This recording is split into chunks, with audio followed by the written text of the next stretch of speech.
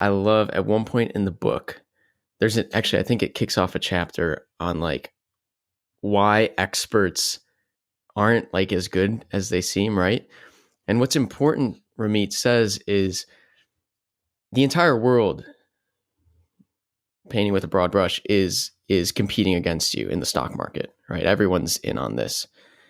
There are bound to be a few extreme outliers like Warren Buffett, like I forget that guy who manages Yale's endowment, really successful. Swenson. You are not, and I am not that outlier. Like, I don't want to spend time trying to become that person. There are things you can do to be just as well off, or good enough off, right? He says 85% is enough. 85% is better than 0%. Just take something 85% of the way there. And that's the beauty of his automation.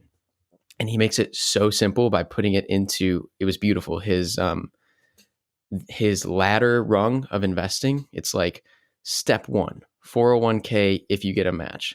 Once you've maxed out that match, head to your Roth IRA.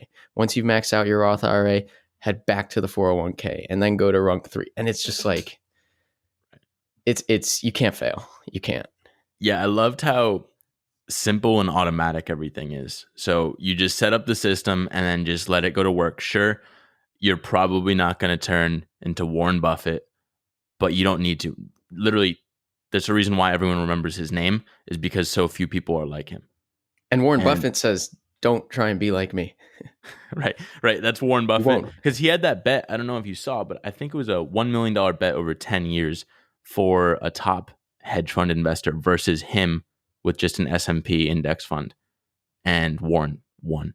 And it was a joke. Like, over a long period of time, sure, anyone can beat someone in like a couple years, which will probably happen. But the sample size, we're not going for 2 years. We're going for 50 plus years. Right. So who's going to beat the market? Another beautiful thing in terms of beating the market, it was like one of those testimonials. No, not a testimonial. He puts like in the green box in the book, link the book in the show notes. He puts like a green box with a story or whatever. And this one was about experts. And it was like something like, if a hedge fund manager or analyst, whatever, misses the 10 best days of trading in a year, I believe their returns will be below market average. So now you're under 8%. If they miss the 30 best days, then their returns are going to be negative. It's like 30 days out of the year, and you're way worse off than putting your money into the market. And that just like blew my mind, because we have friends doing that. And he also says, like, and I think you notice this too, it's like a huge middle finger for us to say to our friends in these investment circles, like, basically your job is pointless, right? No, I mean, it depends. I don't really understand their job 100%, but I think there's a danger with the overconfidence bias of, like, actually why I love Warren Buffett and Charlie Munger, his business partner, is because they're just huge on realizing what you know and just cutting everything out. Like, know what you know and what you don't know. Really quick, because I remember it, he calls it in the book illusory superiority. This overconfidence that I'm better than the next person, because that's just what humans do. Right. Like 70% of people think they're better than average. But that's like what 90% of people say they're better drivers than the average, which is 50% of people. It's like, right, it should be 50%. Right. I mean, that's what's happening with us. We think we have some secret sauce to podcasting, and we're going to be able to be more successful. But I think there is some merit to it. So it depends. Like, everyone's going to try and say why their system is better, but at the end of the day.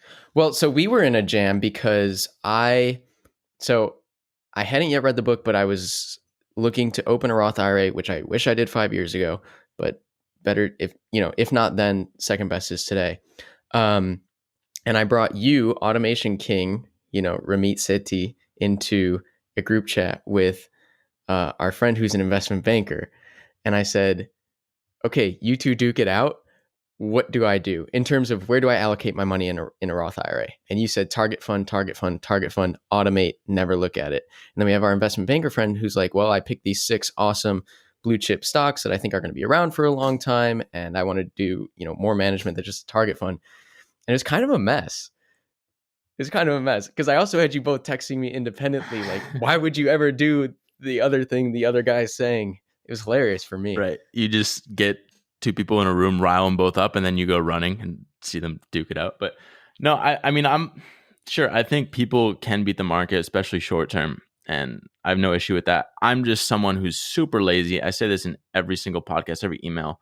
I'm just trying to minimize the amount of tension because I don't care at all about managing money. That's the last thing I want to worry about.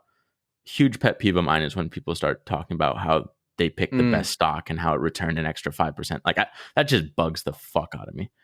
So that's one of my issues. But actually, interesting nugget from the book was, it's like, say from the last 10 years, this book was updated a couple years ago. So 2008 to 2018.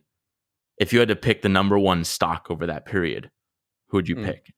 And they say at the time, Apple, Google. Google. Yeah, Apple, Google, one of those. And he's like, sure, you would have taken $1,000 and turned it into $3,000.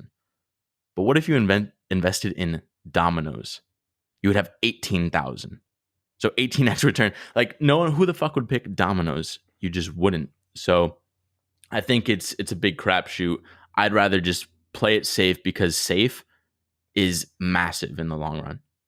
And you're still playing an aggressive portfolio safe game. You're not, buying 30-year bonds that are giving you 0.5%. Like, you're not playing it safe.